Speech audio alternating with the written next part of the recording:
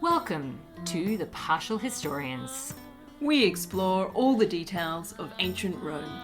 Everything from the political scandals, the love affairs, the battles waged, and when citizens turn against each other. I'm Dr. Rad. And I'm Dr. G. We consider Rome as the Romans saw it, by reading different authors from the ancient past and comparing their stories. Join us as we trace the journey of Rome from the founding of the city.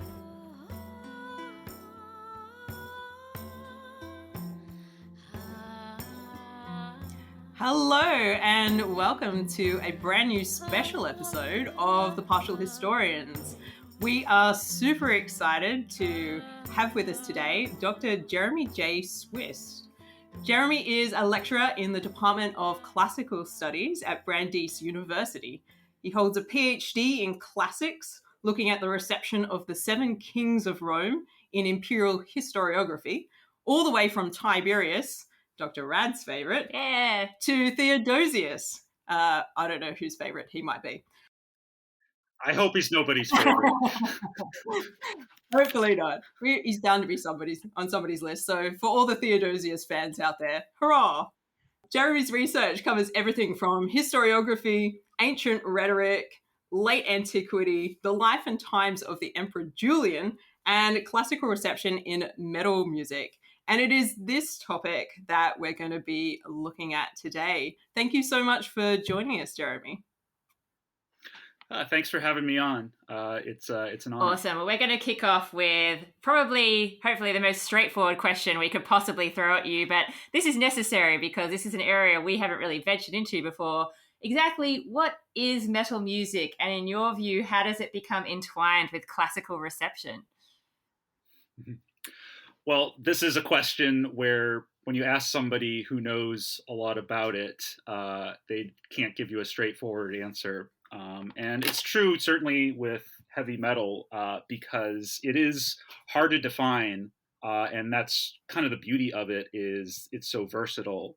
But essentially, it is a form of heavy rock music that developed in the beginning of the 1970s with bands like Black Sabbath and Led Zeppelin and Deep Purple, and evolved away partly from its rock roots into various types of subgenres that focus on kind of certain styles. But it essentially still has a lot in common with rock and roll. Okay, electric guitars, electric bass, a full drum kit, and usually a vocalist, though a metal vocalist tends to sing, with more intensity, both melodically and very unmelodically if you get into more extreme genres. And again, when you read about heavy metal, they focus on, the word heavy metal itself. It's heavy, okay? It is,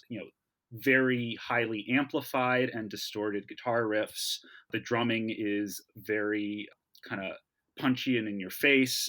But on the other hand, metal can be all sorts of tempos. There is very slow metal that is this creates this oppressive atmosphere that has these sort of almost melancholy and depressing sort of vibes to it. But there's also very fast metal, like speed metal and various forms of black metal, death metal that, essentially the drum beat is called a blast beat, where you just hit the snare as fast as you can over and over to create this pure outpouring of aggression. So I'm not a musicologist, so I'm not going to kind of go more into kind of the musical definitions, because I think that heavy metal is a lot more than just a style of music or a grouping of styles of music with similar, instrumentation. Heavy metal is also defined thematically. And again, this goes back to the early 70s with bands like Black Sabbath that developed in places like the industrial working class neighborhoods of Birmingham, England.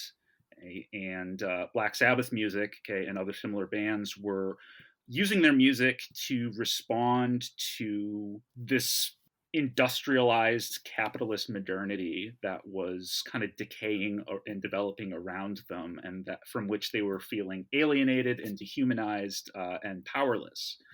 And heavy metal became a way to respond to this by kind of taking out aggression, channeling aggression into this aggressive, heavy music.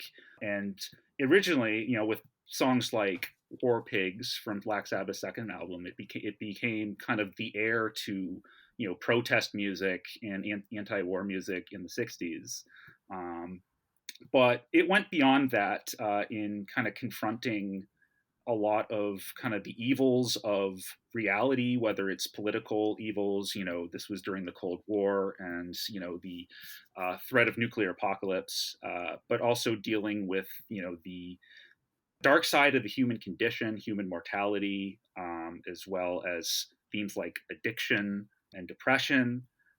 And in this way, it confronted these things a lot more pessimistically than, say, the rock music of the late 60s was much more optimistic. And also it developed an interest in themes of the occult, themes of fantasy and horror, that it took inspiration from, say, the literature of Lovecraft or from the horror movies of the 60s, and they wanted to create kind of a musical kind of version of creating that sort of atmosphere, because they realized that we humans are often drawn to those types of themes, on kind of a visceral level. And the idea that something taboo or something that is paranormal or just outside of, normal human experience, fascinates us and it draws us in because it's strange. And I think that heavy metal fills that need. And this relates to kind of the idea that heavy metal provides these sorts of narratives of escape from the present day and into these kind of contexts where you're confronting evil, but you're also in a way embodying it, because creates it sort of a space where, you can break these taboos, at least through kind of a fantasy. And I think that leads into, I think, anticipating where we're going to go in this conversation, where I think the key is to why heavy metal is interested in antiquity is, if you're going to reject modernity, then often there will be paths into pre-modernity as an alternative space. So I'll stop it there, because there's a lot more I could say on that topic. But I think this is a really good segue in, because there's a sense in which metal is coming out of this really kind of like hostile social environment that's developing in the 70s. We're seeing a really challenging period that people are going through, and the extension of that over time, and the way that the challenges that have manifested in that decade have then been perpetuated and altered across subsequent decades, have really given people a sense in which they need this kind of music in order to be able to express their existential frustration. But also then, how do you find an alternative? Like, what could life be like? And not to say that there's necessarily some positive correlations here, but you can't, if you just have a void, that becomes a hugely negative space. How do you tap into something different? And the classical world seems to be one of these areas that the genre is tapping into as, one, an alternative, but also a suggestion of maybe the extension of corruption throughout all time as well. And I think this leads really nicely to thinking about ideas about masculinity in the ancient world. Particularly the Roman sense of masculinity embodied in this concept of virtus. It's really quite narrow and precise in terms of what it permits. And part of that is like expressions on the battlefield, the idea that you would always take your wounds at the front rather than the back. That idea of courage in battle is one of these things. And one of these questions I think that might be tied up with this is the question around masculinity in the modern era. And maybe there's something there as well. But how is ancient Roman ideas about masculinity, how is this being treated in metal music, in your view? Hmm. Yeah. So there are similarities with Roman concepts of virtus, but there's also departures when it comes to heavy metal. So I'll start with sort of the similarities here. So heavy metal again is about empowerment, right?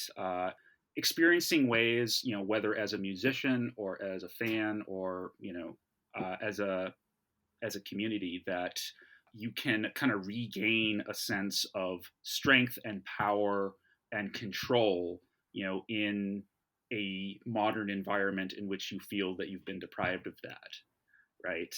And so looking at these figures of strength and individuality, like Julius Caesar, like gladiators, like Spartacus, like Scipio and the rest, these become sort of an ideal to aspire to. And the fact that they have a basis in historical reality makes them even more compelling as, well, look, this is not only something to aspire to, but this is something that used to be the case, right? And so this is something with precedent that we could go back to, okay, at least in the context of these fantasies of empowerment. Okay? We can talk later about how this sort of romanticism of the classical past can have a political resonance that can be taken in unfortunate directions. But for the majority of people listening or playing metal, when you have like album artwork of these sort of really muscly, kind of Man-O-War type of Conan the Barbarian heroes, and you sing songs about swords and sorcery and all of that, it's like the equivalent of like playing like Total War or something, or just like video games where you can sort of take out these aggressions and feel powerful in a context that is safe. So to get to that idea of virtus itself, so again, the majority of classical reception of Roman themes in heavy metal is, in themes of military history, right? We have bands in Italy and Europe and across the world that sing about the Punic Wars. Some have concept albums on the Punic Wars, as well as there's a lot of interest in Julius Caesar in both the Gallic Wars as well as the Civil Wars, and various other figures. I think you'll find that there's interest in figures like Trajan, for instance. There's some stuff there. So the idea of courage and the ability to kind of march out onto the battlefield and stand your ground is very compelling. Though it's interesting that in the reception of Rome, you don't see as much of that as you do in like the reception of like other figures like the heroes of Homer or even Alexander the Great, figures that were known for actually like taking a sword and spear and shield and going into battle, fighting in the front lines and killing people. Whereas, people like Caesar and Trajan, while they were great leaders and they may have, actually fought hand to hand at times, they're not actually, like Achilles or Alexander right up front there.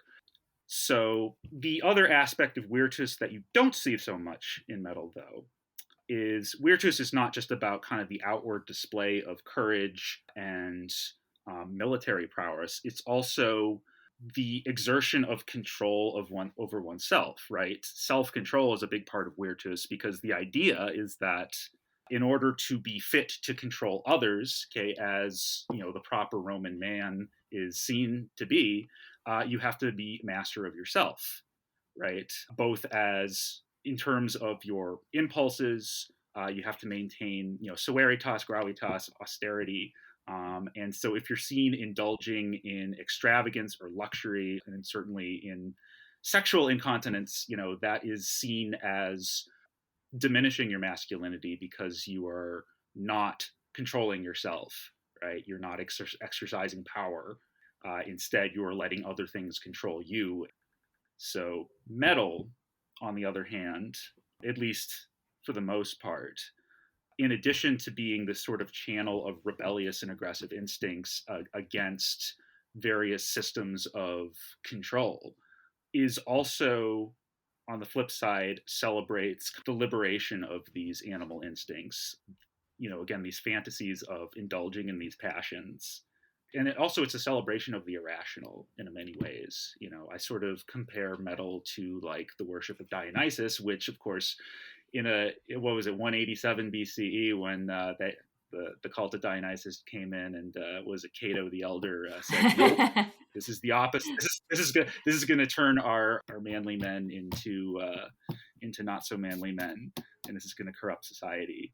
And so, interestingly, you do not see that aspect of Virtus in metal so much, though there is sort of a complicated relationship with it, because especially in like metal's reception of various feminine figures, and especially powerful women like Cleopatra, or sort of the concept of the witch, which is very popular in metal, I think betrays a sort of anxiety over losing one's masculine control by becoming sort of subservient to one's sexual impulses, and therefore under the spell, quite literally and figuratively, of a feminine figure, of a temptress, if you will. That sounds so familiar. And so this is why. Yeah, exactly. And that's one reason, like, for example, the myth of Medusa in Perseus is so popular in metal all over the place, is because I think that there's also that idea of masculine anxiety, and that this myth sort of is the archetype of overcoming. That's so interesting. Do you find that therefore metal is something that attracts male listeners more than female listeners because of these sorts of themes? I don't think so. So, I mean, when we're talking about like classical reception in metal, the vast majority of the themes are traditionally, masculine themes, but that doesn't prevent, people who don't identify as men from listening to it and enjoying it and being inspired by it. There's certainly plenty of metal out there that engages with antiquity, that, sees figures like Boudica and Zenobia and Tomyris as these positive examples of women being warriors and compatible with kind of the heavy metal hero kind of type.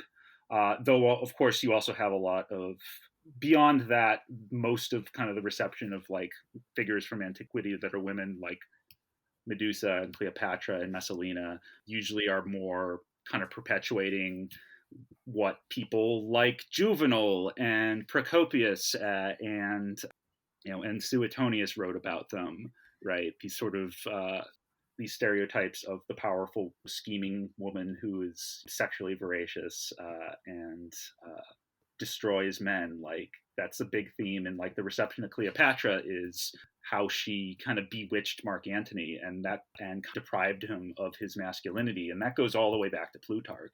And even before that. It strikes me that there's a really interesting tension here between what might be being set up as the exploration of taboo passions that is coming through in some elements of this genre of music, but then also the kind of attendant traditional, I'm using my flesh rabbits, traditional dangers that Roman masculinity and Western masculinity in general seem to fear about having those passions sort of turned against them in a way that disempowers them. And so, but it seems like it's embracing both options here in a way, which is really quite fascinating. Yeah, and I think it's metal has just a general interest in the irrational side of human nature in whatever form it takes, and especially when that goes to extremes, right? And I think that's kind of a universal kind of aspect of metal that appeals to, people of any gender.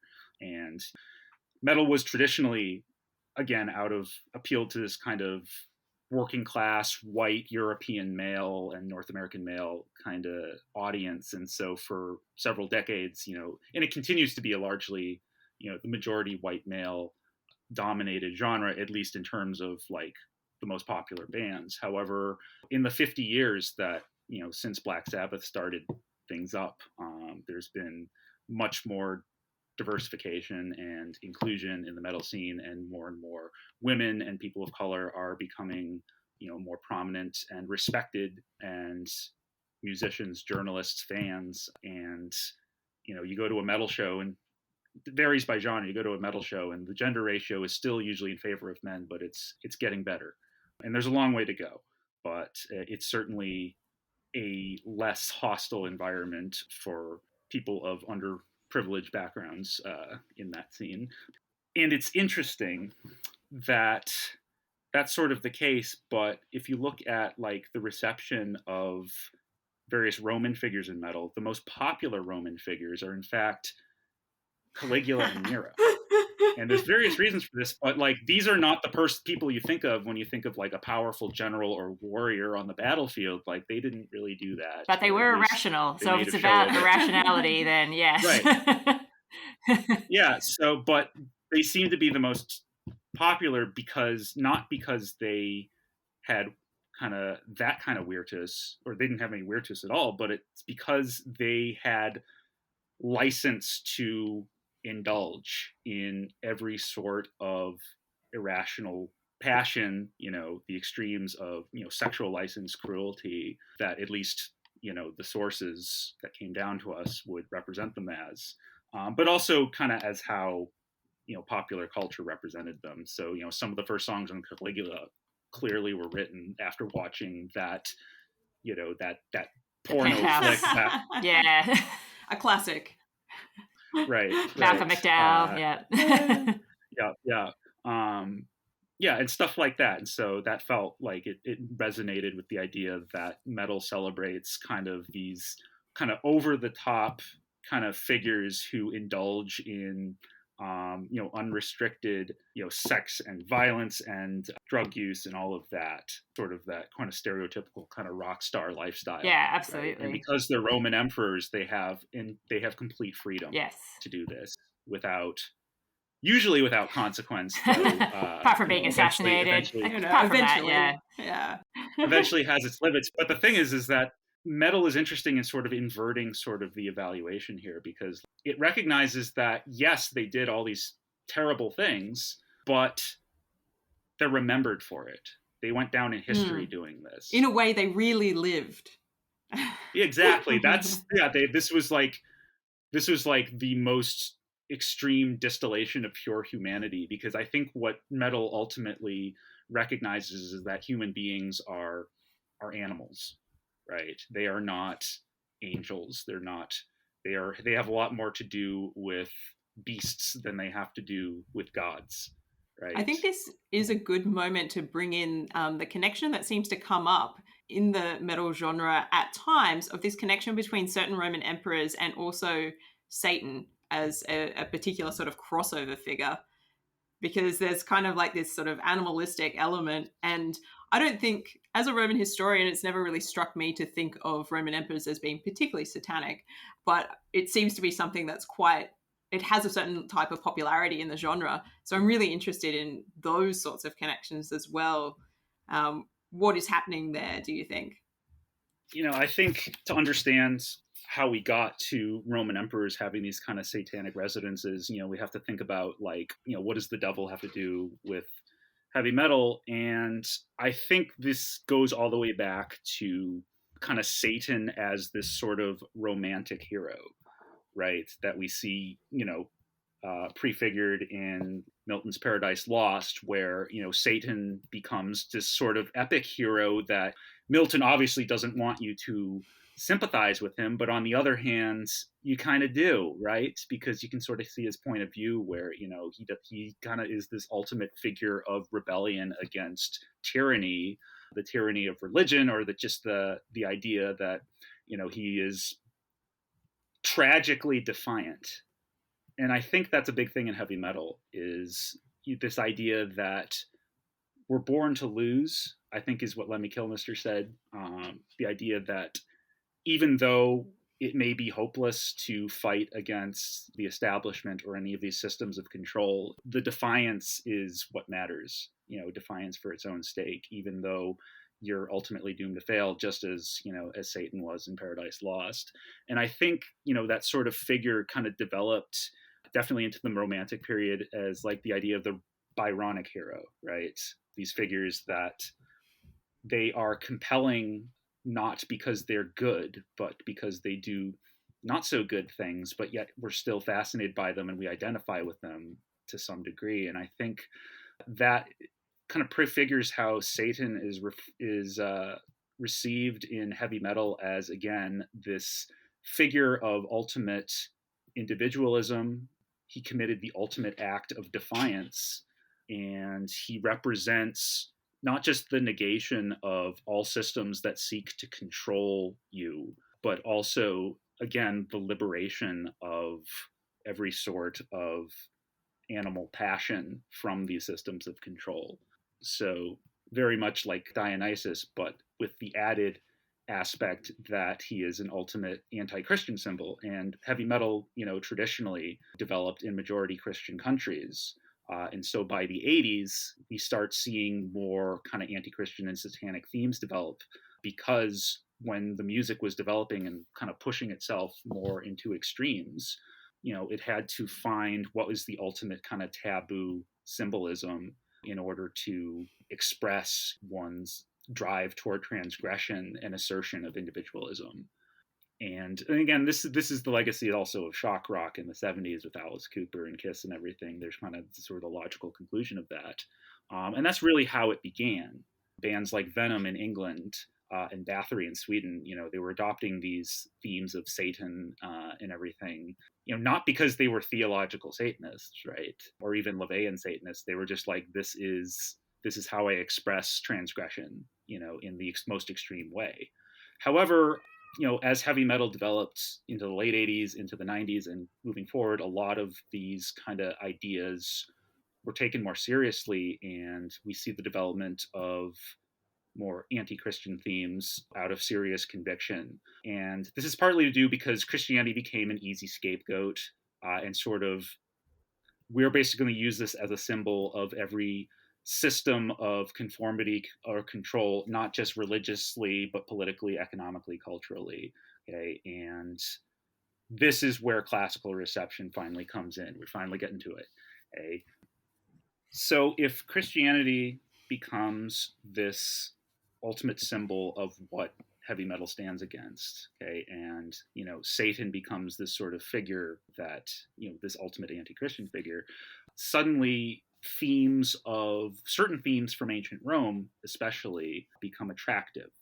So we start seeing an interest developing in the late 80s, going into the 90s and moving forward, in themes of the persecutions of Christians under the pagan Roman Empire. So for instance, a German thrash metal band, Creator, had a song called Blind Faith in 1986 or 1987, where essentially they used a story about, just sort of a generic story of like Christians, being executed in the Colosseum, fed to the lions and everything, as sort of a way to critique religion and faith, where it's like, where's your savior now kind of message.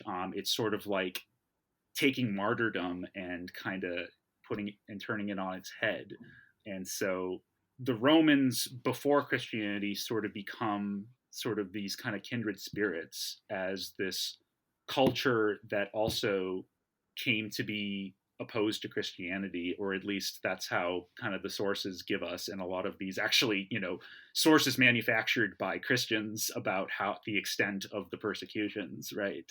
But those were, taken as by face value by metal because it was useful to kind of express this idea that Rome was, or before Christianity, Rome was a society that opposed Christianity for all the right reasons, and for the same reasons that metal uses Christianity, whether it's out of conviction or not, as sort of this scapegoat. And so this then ties into the idea that Roman emperors, especially emperors like Nero, like Diocletian, okay, and there's even a few songs on Decius and the more obscure ones, but especially Nero, because he is the archetypal persecutor. Someone who not only did they historically persecute Christians, but also they were themselves people like Satan who had, ultimate power and freedom. They were the ultimate kind of individual who had ultimate freedom to do whatever they wanted, right? Indulge in every sort of carnal passion, the extremes of cruelty and violence and everything. So that's sort of how the satanic resonance comes in here.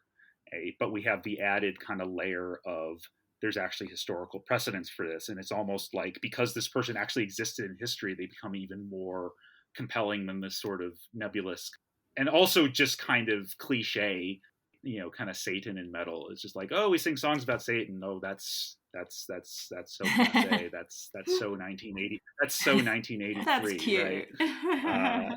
And so like imposing sort of that symbolism onto actual history, or at least what they perceive as actual history, I think it just makes it more interesting. Yeah, for sure. And like this idea, like particularly when they're delving into the less well-known emperors as well, you get the sense that there's definitely research going on here informing this.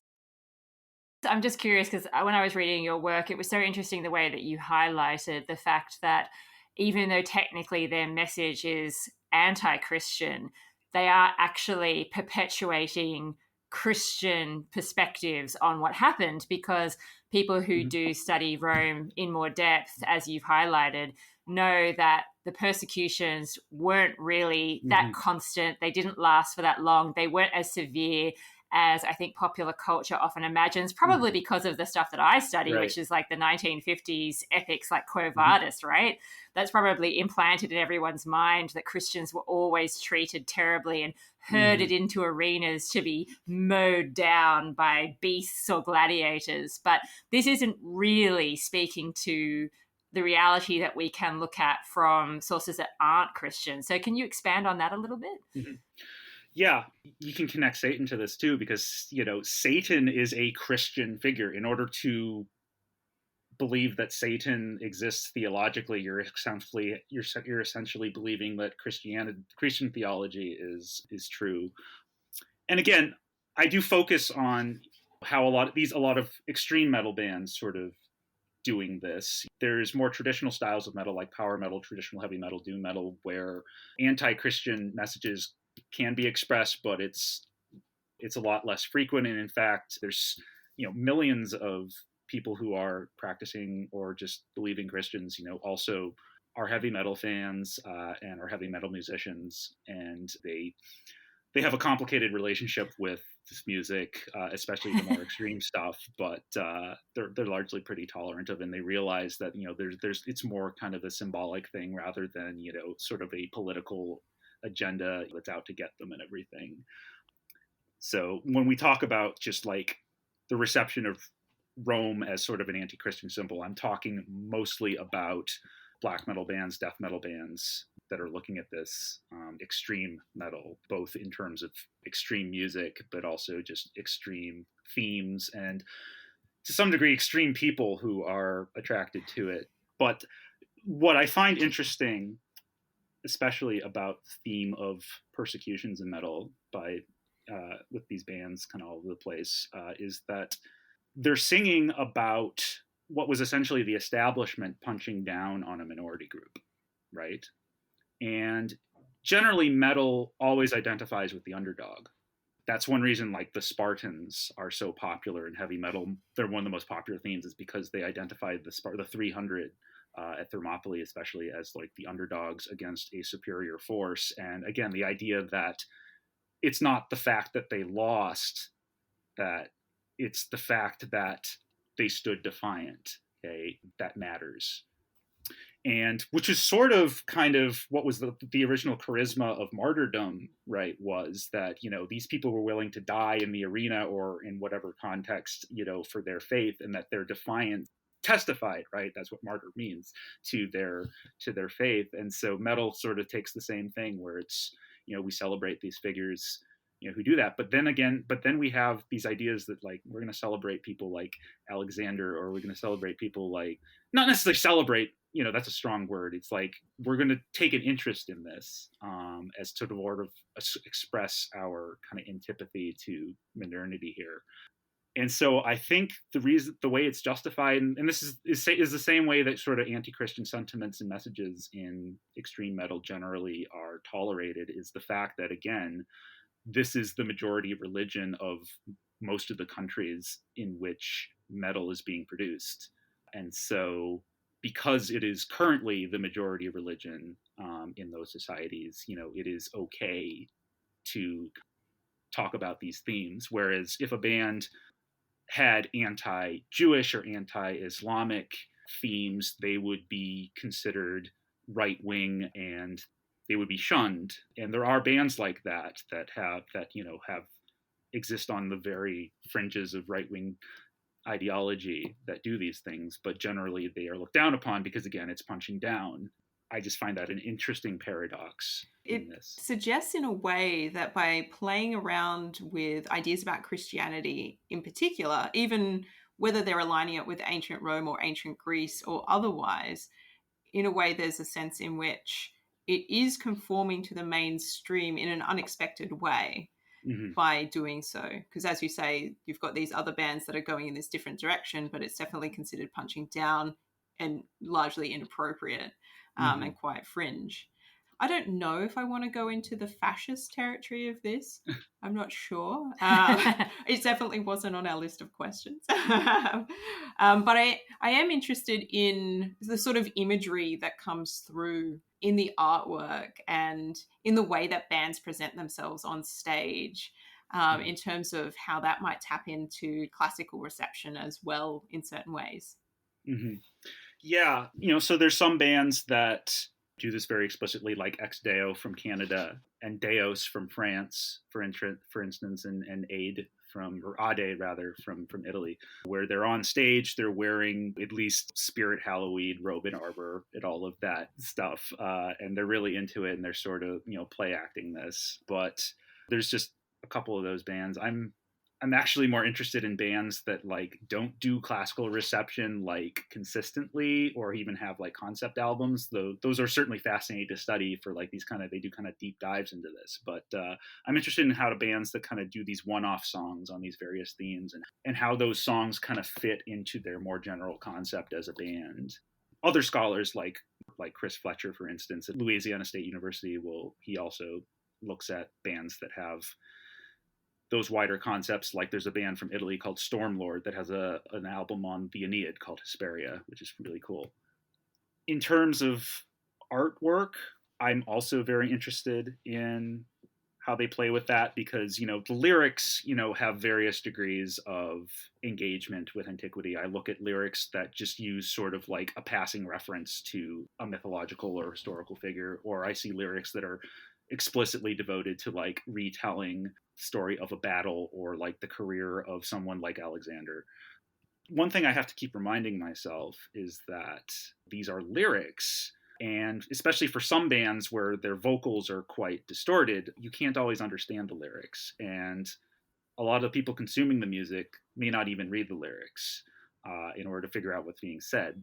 And because the thing is that it's the music that people are coming to it for, and if they can connect the lyrics to the music, and that becomes meaningful, all the better. But ultimately, evaluating a band critically by its lyrics is like studying Greek tragedy and just reading the text and not realizing that this was performed in a specific time and place with music and visuals and acting and all sorts of stuff on a for a festival of Dionysus and all that.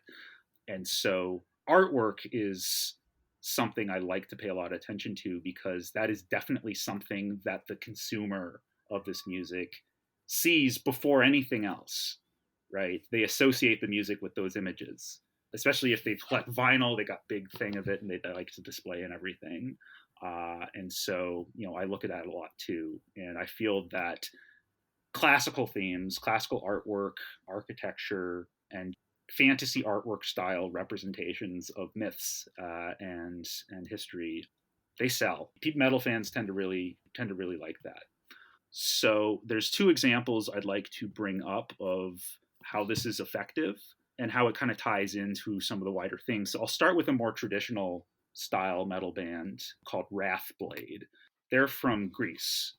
And so a lot of their music deals with mythological themes, which is natural that, they'll tap into kind of their heritage. And this goes back into the idea that, pre-modernity, as I would call it, is a way to kind of tapping into this as an alternative kind of way to reconnect to a place where they feel they're not so alienated by current reality.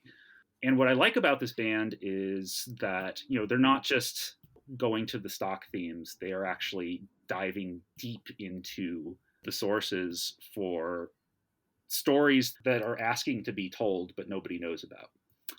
And so their vocalist is named Niknar Samus, and they wrote a song, which is basically a song that was the basis for the album artwork to this album called Wrath of the Deep Unleashed.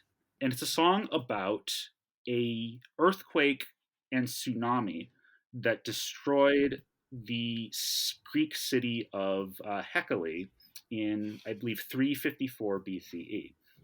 And basically, this is, I think, in Pausanias or somewhere, where they talk about how the citizens of this polis had offended Poseidon somehow, like they didn't accept his cult statue coming in there or something like that. And as a result, Poseidon was angry, and so he decided to just destroy the city, cause earthquakes and a tsunami to come in. And so Wrathblade wrote this song called Submersion, which basically kind of tells that tale.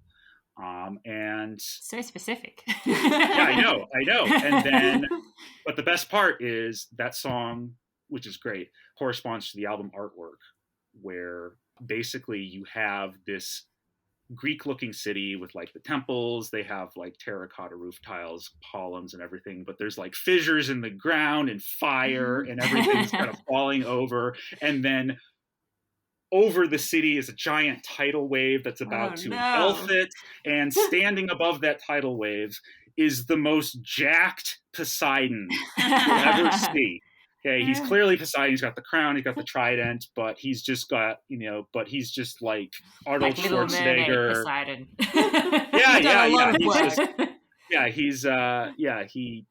He hits the gym a lot, and I just feel like you just look at that and you're just like, damn, that is Poseidon. If you know your mythology, Poseidon is not somebody that is not a good person, right? No. But if you look at this artwork and listen to this song, you just you do nevertheless feel inspired by this sort of symbol of like excessive power and strength and this ability to just destroy the city because he got pissed off.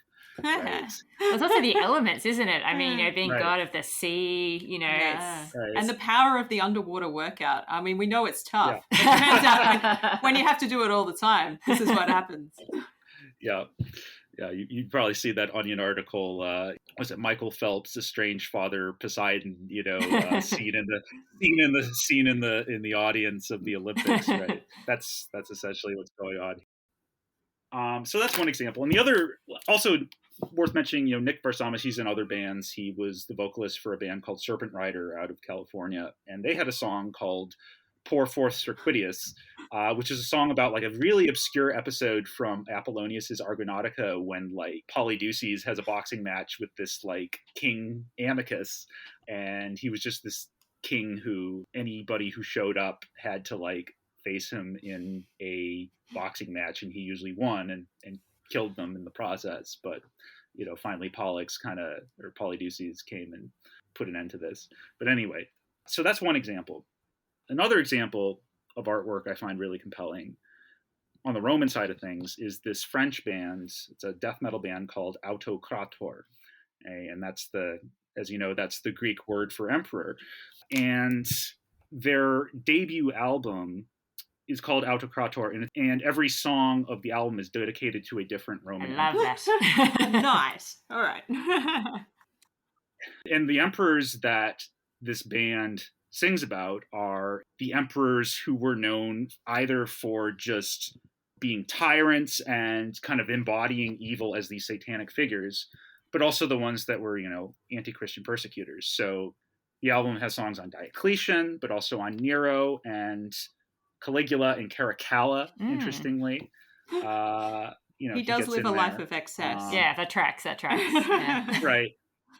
Right. Yeah. So it seems that like the people who wrote this album, they read not only Suetonius, but it looks like they were also reading the Historia Augusta. And so like again, the sources were sensationalizing, and so like again, sensationalized over the top extravagance of like tyrants, become really compelling. And the music is like really heavy and aggressive, and so it really fits the theme. But the artwork to this album, and also their latest album called Persecution, I really like the theme where it's like the first album, the debut album, has like the statue of some emperor supposed to be in the foreground, and like the Colosseum's in the background, and like the atmosphere is all like red and black and like murky, and it's like it's basically hell, right? It's hell on earth, but it's Rome. And I think this connects to the idea that like Rome kind of represents this sort of anti-heaven as, the city of man versus the city of God, if you will. This is the context in which Roman emperors are these sort of satanic figures that represent everything that Christianity is not, or that modernity is not. But also like the idea that emperors are these sort of bringers of death, right? And these sort of themes of mortality. And so the statue of this emperor has like zombie eyes and everything. They look like they're resurrected from the dead, but they're holding a scepter, and a sword, kind of representing their power and their ability to do violence. And this album came out in 2015, but it was only recently that I realized that, with the exception of what they kind of altered the head, the statue is actually a statue of Antinous. Oh. Wow, that's awkward. It's the statue of Antinous as Dionysus. Right. Wow. Interestingly enough, holding a There are thyrsus. a lot of statues of him, to be fair. I think they've made some deliberate choices there. Great, because Dionysus is I think one of the gods of heavy metal is Dionysus, because he represents transgression, right? The idea of liberation from just control, but even your own identity, right? When you go into a metal show, you dress differently, especially if you're performing. You sing these songs where you become these other people. You become Spartans, okay? You become Boudica, you become Elizabeth Bathory or whatever. And yeah, there's a lot more you can say there. And of course, there's at a show, there's certainly the uses of certain substances to enhance this sort of Dionysiac experience. But anyway, so I thought that was interesting that they chose that particular Definitely. song. Oh yeah, and then their latest album, which came out this year, called Persecution, sort of continues that theme. They have a song about Domitian, which actually interprets 666 from the Book of Revelation as actually not numerology for Nero, but actually numerology for Domitian. I'm sure Tacitus would approve. I feel like Domitian would approve as well, because he always feels hard done by, and he's like, finally, I'm getting my due. Yeah. There's only a handful of songs on Domitian out there, and I feel he kind of is overlooked because he's overshadowed by the Neros and Caligulas of the world, right? So even though like their sources would consider Domitian like on their level in terms of just being ultimate tyrant. Oh, in terms of paranoia, I think he was right up there. Right. Yeah. And then of course he had this own god complex, right? Dominus et Deus, right? That's another ultimate act of rebellion against the gods, is to declare yourself a god yourself. So the latest album, Persecution, is also interesting because it's the same style as the first album.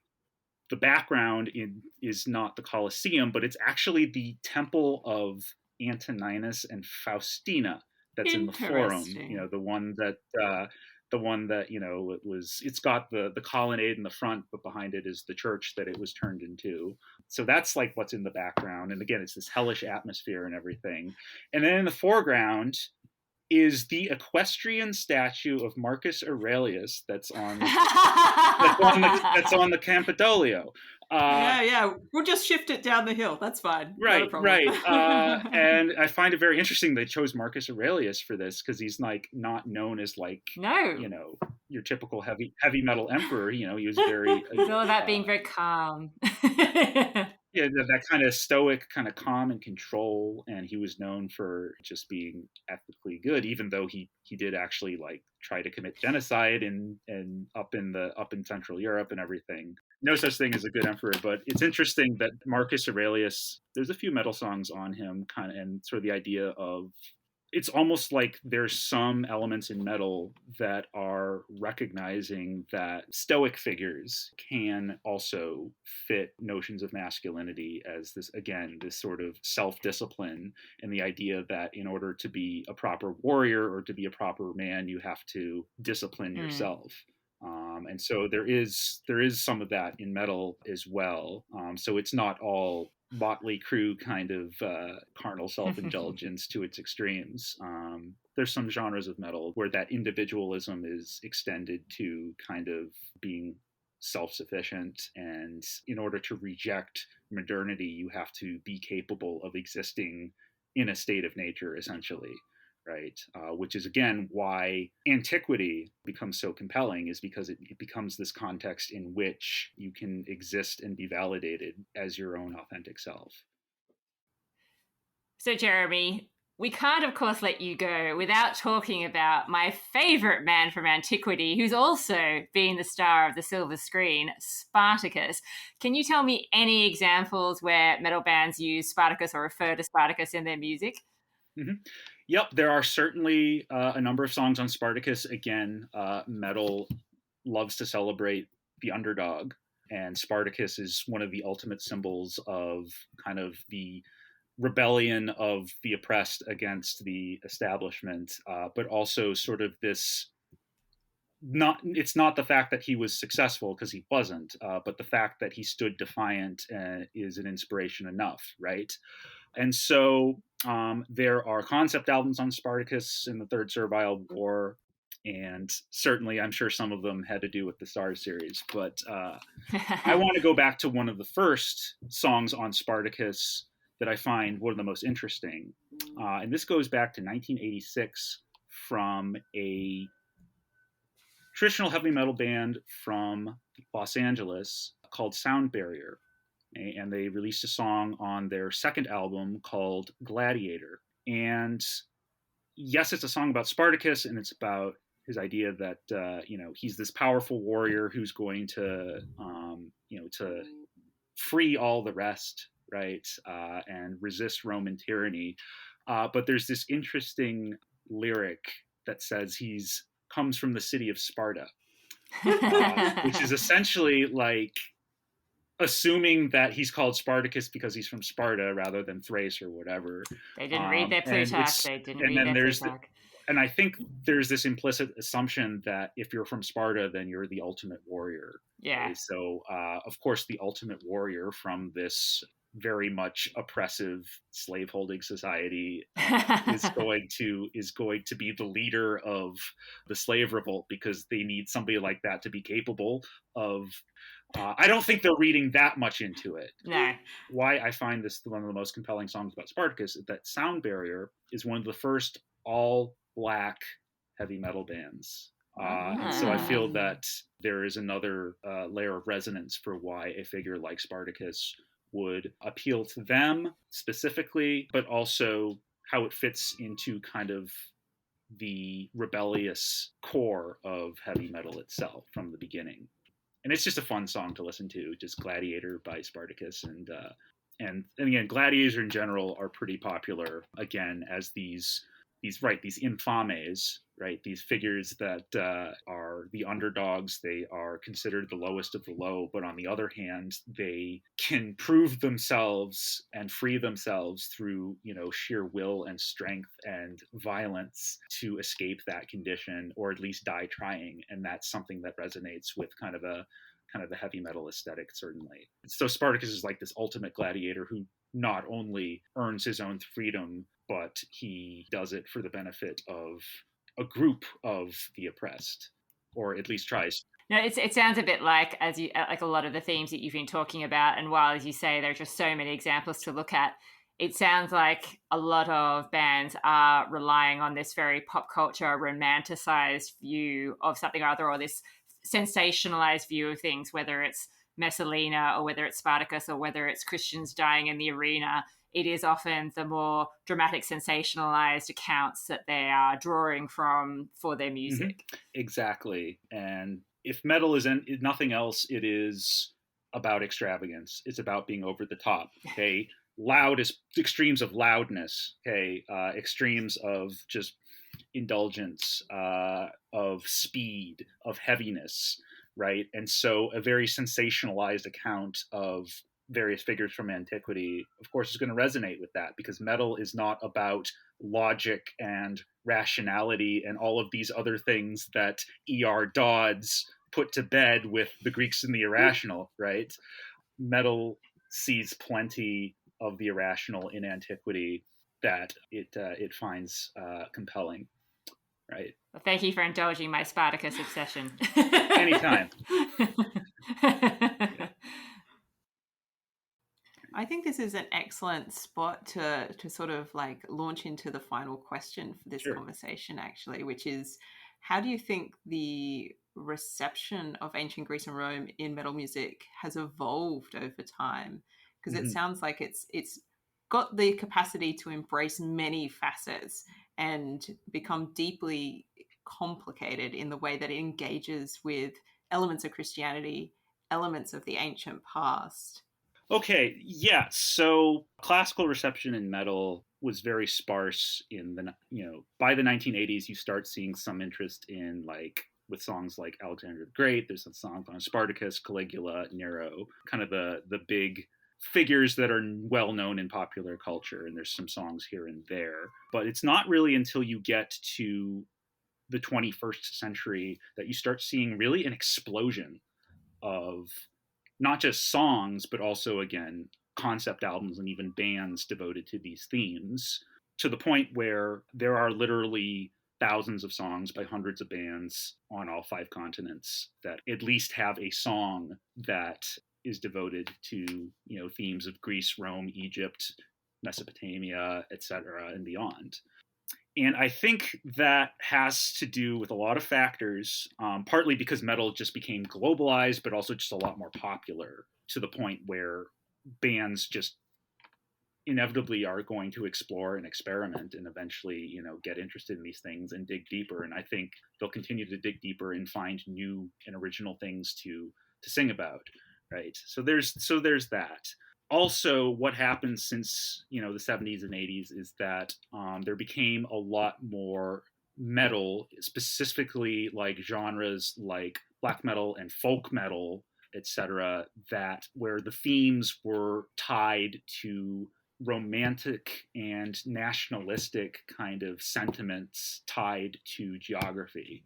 Okay? So you had bands in Eastern Europe that sang about the Slavic gods, or bands in Scandinavia singing about Norse mythology, bands in Greece singing about Greek mythology. And in fact, even there's bands in all those places that are not only using those themes as sort of a way of reconnecting with what they think is their authentic identity, but as well as sort of rejecting modernity and Christianity and all that. But they're also, there's overlap between bands that engage in those themes and the actual like resurgence of paganism, right? Of Asatru and Hellenic religion in Greece and various, ancient Slavic religions that are experiencing resurgence. There's thousands, tens of thousands of adherents, especially in Europe, but also throughout the world. And so there's a lot of overlap between those two groups. So there's that as well. Also, a lot of classical reception in metal is in response to classical reception in wider popular culture.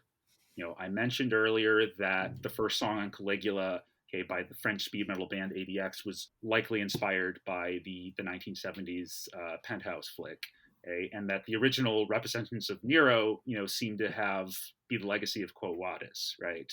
So another reason for this explosion of classical reception in metal after the dawn of the 21st century is because that is when films like Gladiator and 300 and Troy and Kingdom of Heaven, etc., this sort of renaissance of sword and sandal cinema came to the fore. And so bands were largely, inspired by those movies. And so, like, for instance, that's when songs on Sparta started happening.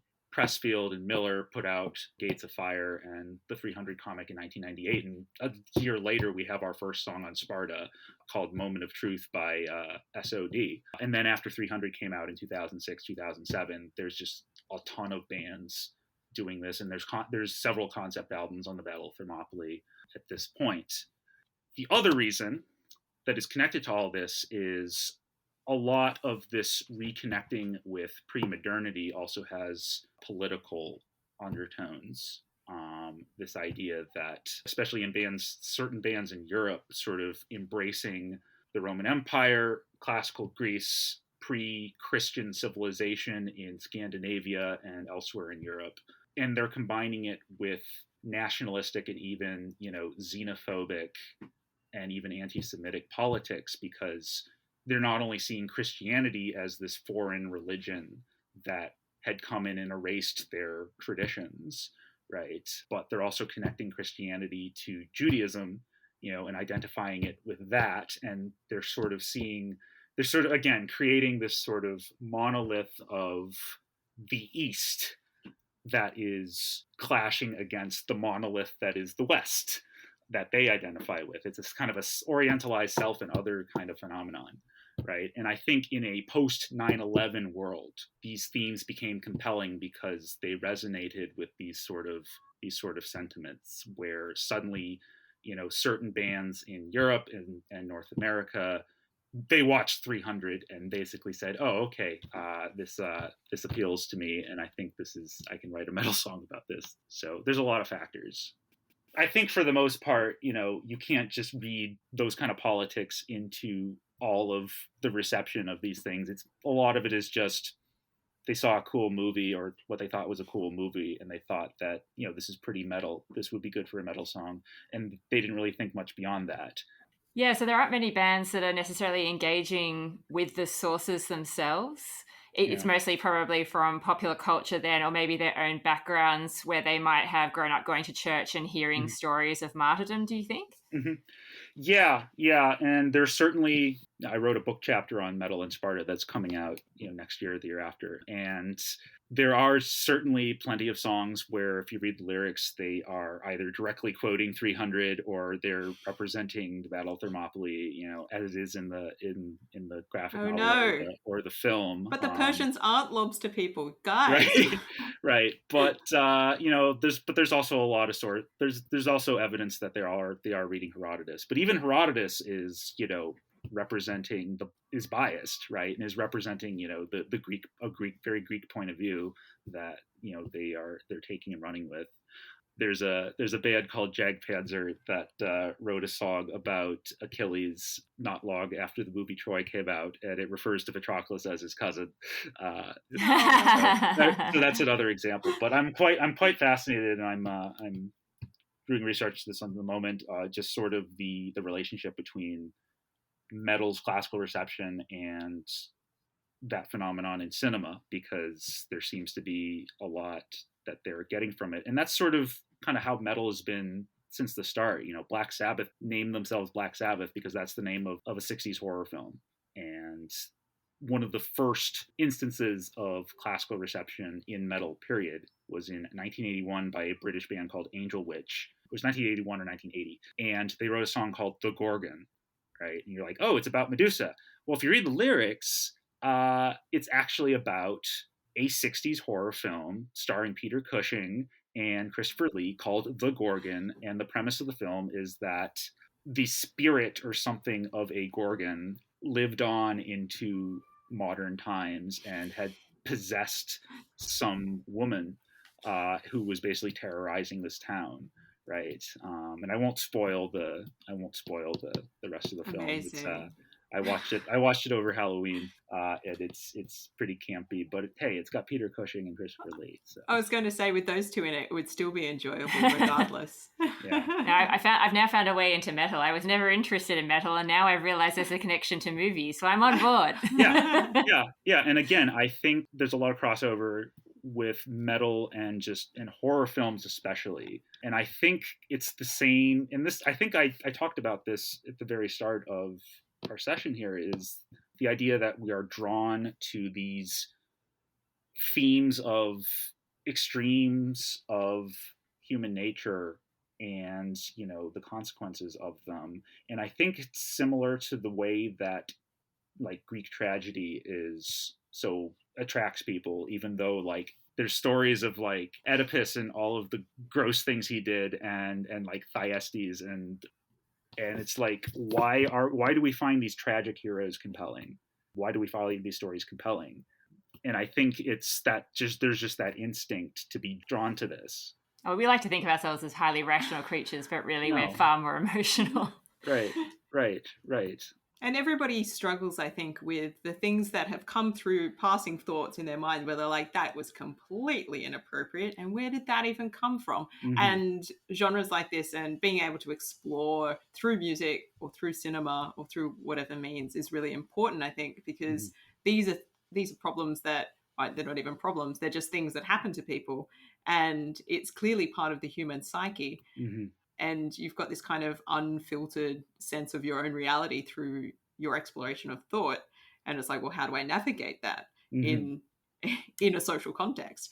And having ways to do that, I think, is vitally important. And it seems like this is something that metal music is offering to a lot of people as well. Mm-hmm.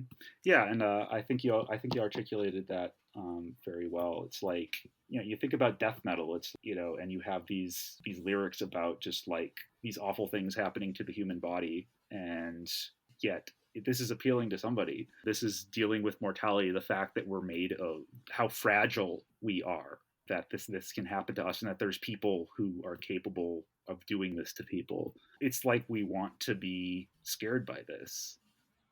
Almost. I think it has that sort of therapeutic effect, like almost like what Aristotle talked about, where it's this, the pity and fear that arises, and it sort of allows us to exercise those emotions in a safe context, right? It's like playing Total War. It's like engaging in these fantasies of violence and power that heavy metal kind of offers. Is sort of a way for us to cope with kind of the powerlessness we feel in our normal reality, where we have to control ourselves and, put on a mask when in fact it's just a facade. Well, thank you so much for telling us all about it. I must admit that my only real exposure to metal music, I think, was in a brief scene in Ace Ventura before talking to you today. But now I have fantasies of really death metal kind of people sitting around reading Eusebius. Yeah, that is quite possible. But what I like about metal is that while it originally started as sort of this kind of music for these sort of working class, white male, alienated youths in places like Birmingham, right? And this was something that appealed to them, but I think that its appeal is universal, right? People of all classes, colors, and creeds listen to this music, and I think it's something that there always should be, some force of opposition to keep us from being complacent, to remind us that things don't have to be the way they are, and that is a universal message, Yeah. And I think taking that revolutionary spirit is a fantastic sentiment to end upon as well. So thank you so much for your time today. Yeah, thanks to you both. I enjoyed this conversation, and thanks again for having me on. An absolute pleasure.